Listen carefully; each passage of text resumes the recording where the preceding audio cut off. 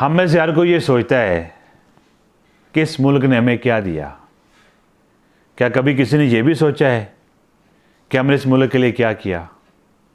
आओ आज एक लम्हे के लिए सोचें कि ये माँ धरती है क्या। पाकिस्तान में इस वक्त ख़वानदगी की शरह 100% सालाना के एतबार से बढ़ रही है और पिछले 5 साल में दुनिया के किसी भी मुल्क से ज़्यादा तालीम पाकिस्तान में फैल रही है। और सिर्फ तालीम ही नहीं, ताकत के एतबार से भी पाकिस्तान वाहिद इस्लामी मुल्क है जो एटमी क़ुव्वत है।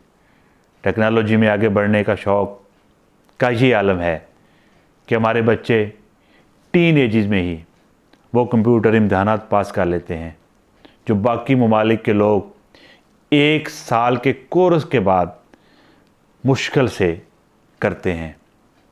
बाबर इकबाल नामी 13 साला बच्चे ने ना सिर्फ कम उम्र तरीन माइक्रोसॉफ्ट सर्टिफाइड प्रोफेशनल का एजाज़ हासिल किया बल्कि सर्टिफाइड वायरलेस नेटवर्क एडमिनिस्ट्रेटर और सर्टिफाइड वेब प्रोफेशनल भी बना। इस वक्त हम दुनिया में 7वें नंबर पर हैं जहां सबसे ज़्यादा डॉक्टर्स और इंजीनियर्स हैं। पाकिस्तान के पास इस वक्त 6ठी दुनिया की सबसे बड़ी आर्मी है। दुनिया भर में किसी भी जगह, यहाँ तक कि अमेरिकन को भी ज़रूरत पड़ती है तो वो पाकिस्तान आर्मी की मदद लेते हैं। पाकिस्तान की एयरफोर्स ट्रेनिंग को दुनिया की बेहतरीन ट्रेनिंग माना जाता है और आज से नहीं, पिछले 50 साल से आज भी पाकिस्तान एयरफोर्स के कमांडर MM आलम का रिकॉर्ड कोई भी नहीं तोड़ सका। दुनिया का सबसे बड़ा पोर्ट गवादर पाकिस्तान में है और हमारी एक्सपोर्ट क्वालिटी को दुनिया का कोई मुल्क चैलेंज नहीं कर सकता। इसलिए फ़ुटबॉल का सबसे बड़ा मुकाबला फीफा में पाकिस्तान की बनी फ़ुटबॉल इस्तेमाल की जाती है। दुनिया में इस वक्त 50% इस्तेमाल होने वाली फ़ुटबॉल पाकिस्तान में ही बनती है। छांगा मांगा पाकिस्तान में मौजूद दुनिया का सबसे बड़ा इंसानों का उगाया हुआ जंगल है और सबसे ज़्यादा ऊंचाई पर वाक़ई रेलवे स्टेशन भी पाकिस्तान में ही मौजूद है। क्वेटा में वाक़ई वो बुलंदतरीन मुकाम जहां ट्रेन जाती है।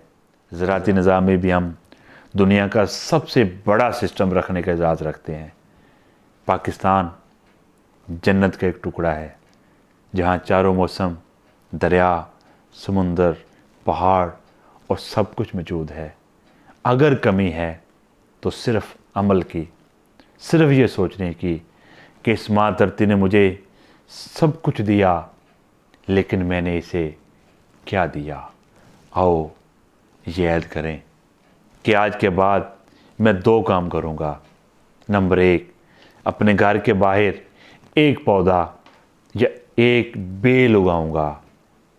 सोचें ज़रा, क्या घर के बाहर खूबसूरत बेल हो, तुम्हारे गांव, शहर और गलियां कितनी खूबसूरत लगें।